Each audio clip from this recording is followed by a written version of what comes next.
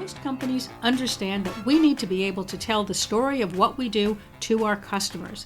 However, it turns out that there are powerful advantages to being able to communicate our story to our own teams. In an era where businesses are facing daunting challenges on the home front, from recruiting top talent to retaining the people they have, as well as managing to boost diversity and teamwork, communicating mission and values is foundational. The question is, how do we do this effectively while also running a profitable and competitive business? I'm Jane Singer, and thank you for joining me here on A Seat at the Table and being part of our global community of industry leaders. Today we're joined by the dynamic Martha Marchesi, CEO of JK, a full-service women-owned creative agency that helps companies create and communicate powerful brand stories to their customers, partners, and employees. Martha is a Madison Avenue veteran where she crafted targeted, award-winning creative campaigns at legendary shops such as Young Rubicam, Grey, Saatchi and Saatchi, and Della, Femina. A master brand storyteller, her experience spans a wide variety of clients in the B2B and B2C spaces and includes brand strategy, creative direction, and employer branding. In this podcast, Martha will be talking about how leaders can create those traditional bonds amongst colleagues who are working off-site, how management can more effectively retain and motivate talent in an era of quiet quitting, and how to overcome some of the biggest challenges in implementing DEI initiatives, that's diversity, equity, and inclusivity, in your company. Being able to communicate your company mission and keep teams engaged is essential. However, you first have to have the right talent in place. Finding the right people can be challenging, especially for companies who need talent with more specialized skills or niche market experience. That's why top corporations or even smaller enterprises rely on AsiaNet consultants to help them fill those key positions. Since 1988, AsiaNet has been working in partnership with its global clients to help them make the right strategic hires. They have a well-earned reputation for being able to fill even those difficult-to-fill positions. So if you need to recruit new talent or you think you might be doing that soon, head on over to their website. That's asianetconsultants.com. asianetconsultants.com. I'll also put the links in the show notes.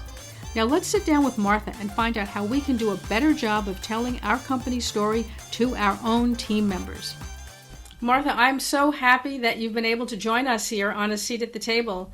Thank you for taking the time to be with us today. Well, Jane, thank you so much for having me. There's a lot of changes taking place in the workplace and even what we call a workplace, right? I think most recently we've seen this big shift to remote working.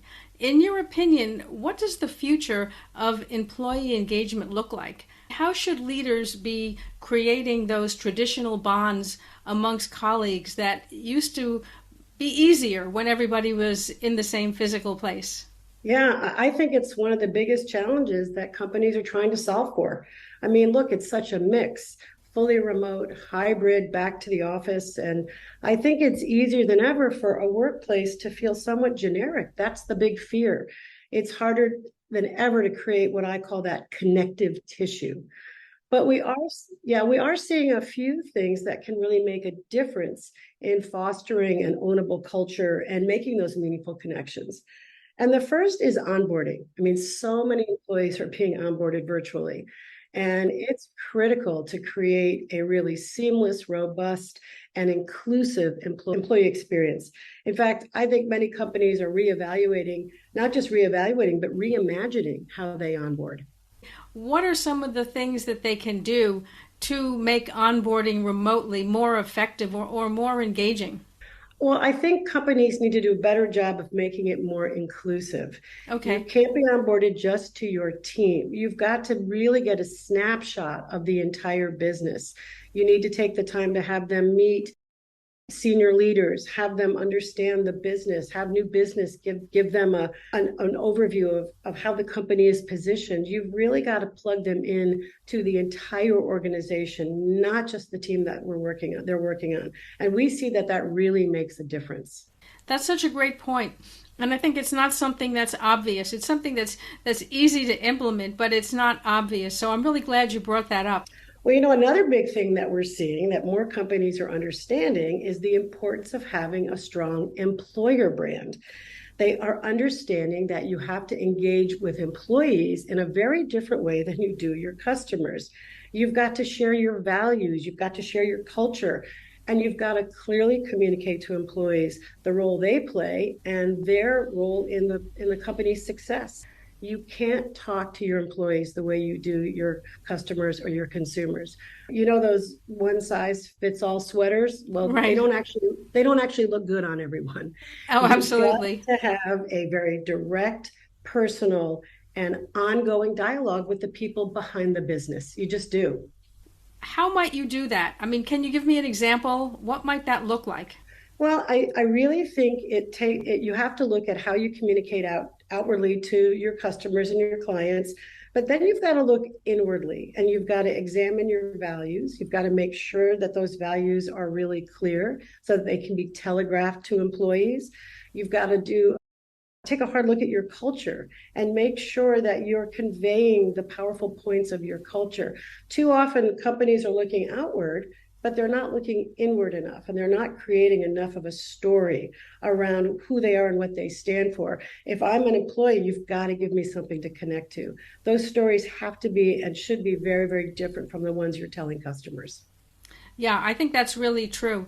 And it's something that I hadn't really thought about myself. But when you explain it as you have, it really starts to make a lot of sense. Yep, we are seeing more and more companies focus on creating employer brands because, look, the talent wars are out there and everybody's vying for talent. Another thing I can tell you, Jane, that we see is creating a layered approach to making connections can also have a big impact. And I'll give you an example. At JK, we are a hybrid environment. And so we create engagement in a number of ways. And at the macro level, we have agency-wide events and they're anchored throughout the year. And these are mandatory and they bring the whole agency together. And the goal is to harness that collective power of all being together. But laid over that, we have monthly social events. Some of these are virtual, some of these are in person, and employees can choose to be a part of these. And then at the micro level, we give our leaders budgets so that they can use that money and they can create shared experiences with their individual teams. It could be events, workshops, outings, whatever it is that they think is important and that they think will be most important to their team members. So this layered approach lets us make macro, middle, and micro connections. And we're seeing that that's highly effective. That's so interesting. And I like the way you've said layered because I think that oftentimes things become very siloed. And as you pointed out earlier, there's an importance for people to feel connected, not just to their team or to their department, but also to the entire company, to feel like they're part of a bigger organization. So I think what you've described in the way that you're creating these events is really an easy and very enjoyable way for people to do that. We are seeing retention as a major issue for so many companies. First, transparency is key. Okay. You know, many companies have gone through changes, transitions, even transformations, and employees, especially key stakeholders, they need to understand the company's vision and where they're headed. They have to be privy to what I call the why behind the work. They have to Interesting. understand it. Senior leaders also need to have a voice when it comes to decision making. I can't stress how important this is. You know, we have a leadership team and they have a very active role in helping to make decisions that shape the agency. They know that their input and their perspectives are valued. You've got to have key stakeholders be a part of that decision making process. Yeah, I think it's also hand in hand with that. It's imperative that you instill trust in your senior leaders. Top talent, they have to know you can trust them and you trust them to be effective leaders and that they're empowered to move the business forward. Even if you don't always agree with their decisions, they've got to feel that you trust them and that they can perform the roles that they're in and do it well. Trust is so critical right now. I think it's a make or break for a lot of senior talent. Really, I think you're so right about that because trust, whether it be like you say, at the talent level, at the product level, at the customer level, at any level, that's really, I think, the key element that so much of what we're doing is missing. So I'm really glad you brought that up. And I also think that a regular feedback mechanism is so incredibly important. You've got to give all employees the opportunity to weigh in, to share their opinions. You've got to continually take that pulse and then listen to that feedback. It is so important. And finally, you've got to listen to the feedback, but then you've got to take the right action. You can't give everyone a voice and then not act on what you're hearing. And we see companies make that mistake. Ironically, it erodes the very trust that you're trying to instill. So you've really got to listen, and then you've got to take meaningful action so that employees and key leaders feel that their voices are heard. I think that's a really important point because you're right. I think one of the biggest reasons, not the only reason, but one of the biggest reasons that people become disengaged is because they feel they're not being heard. They just want someone to listen to them, right? Absolutely. And so we're seeing that transparency, trust, and feedback, and then taking action on that feedback are all critical components of retention in today's market. Now, what are some of the biggest challenges that senior leaders face when implementing DEI initiatives? I mean, how would you advise them to overcome this? We see a lot of companies struggle with this. They have meaningful DEI initiatives, but oftentimes it comes down to communication. There's not a cohesive story that is shared consistently. So what happens is the efforts, they tend to be fractured. They don't gain the momentum they need to be embraced. We recently worked with a global blue chip brand, and they have a really strong commitment to meaningful DEI. They have an impressive goal. They want to be the world's most inclusive luxury brand by 2025. And so they've done all this amazing work, and yet they hadn't done a great job of communicating it internally and externally. And remember, meaningful DEI is just as important on the recruitment side of things as it is on the retention side of things. So they've done all this great work, they just hadn't communicated it well. We came in and helped them build a singular, cohesive story that could speak to all their efforts. And so what it did is it telegraphed the big picture for employees and potential employees. And it was something that they could rally around. So we're seeing that communication is so critical in having employees really get behind DEI initiatives. I think that's really interesting. One of the biggest challenges that people often tell me when they're trying to implement, particularly inclusivity, is how to do it in a way that you're not including one group and making another subset feel that they're now being pushed out, if you know what I mean. Yep, I do. And that's an interesting point, because I think that creating a powerful, inclusive story, a singular story, is only one side of the equation. I think there's a real bridge between effort and engagement. Right. And that bridge are the people leaders. They're the ones, think about it, they're the ones tasked with sharing the story. So you've got to educate and equip your senior leaders with the tools that they need so that they can share the story consistently throughout the organization. We create what we call DEI playbooks for senior leaders so that A, they understand the story and they can communicate it out synergistically, and B, they have the right resources and tools so that they can implement it effectively. So what we're seeing is great efforts happening on one end of the spectrum, but not equipping the right key people within the organization to share it through the organization. And that's the missing piece. And we're seeing that with those things together, the right story with the right leadership, having the right tools to share it, you're starting to see that momentum that so many companies are looking for when it comes to DEI. We're going to take a quick break now, and then we'll be right back. We were hiring when we were making 50 to 100K monthly losses. And why? Welcome to episode 1. I can't think of a single founder who's been around for a decent amount of time in business who hasn't had their tunnel of year. This was that year. We're going to be okay, yeah, Sheree. Some are going to hear this and think, you TDP. But hear me out. You only have to do the math to understand that very soon we were $500,000 down. I think that's an interesting way to look at it. It has become a bit contentious. It's funny. It started out with, of course, people feeling left out. And now we've almost gone completely full circle. So I'm glad you addressed that. Now, women have made huge strides in moving into senior executive roles, as well as becoming trailblazing entrepreneurs. In your opinion, where are women still not achieving their full career potential? That is a great question. I think we need to see more women, not just at the C-suite level, but at the board level. I read a recent stat that said that only 30% of Fortune 500 board members are women. So I think we've made progress, but, I also think we have to help drive the change. I'm a member of an organization called Executive Women of New Jersey, and they are committed to increasing the presence of women in leadership roles and on boards and companies throughout New Jersey. And they do a wonderful job. They connect women leaders, they advocate for change, they provide scholarships and mentorship to future leaders.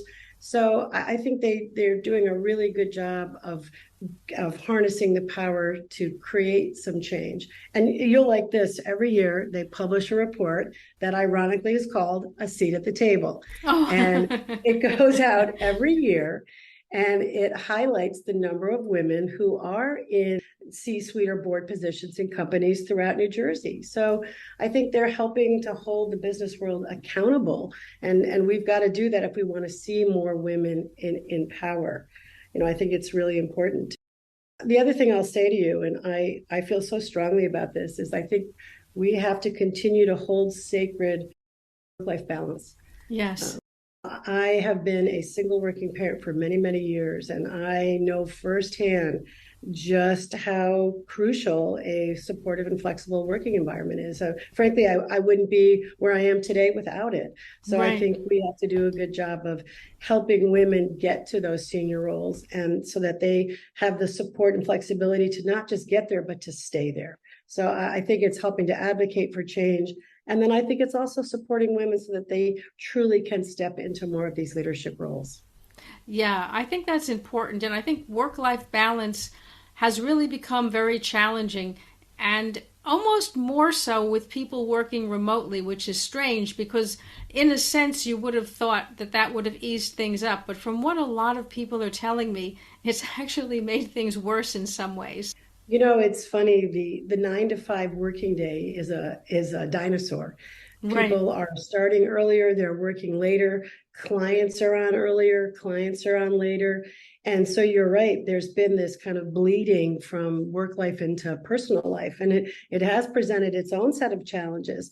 Many people love not commuting, but it's also challenging when your client's on at 7 a.m. and you have to be as well. So you're right, it does create a whole host of challenges. We do something, and I'm really adamant about it. We have something that we have people put on their calendars. It's called home front.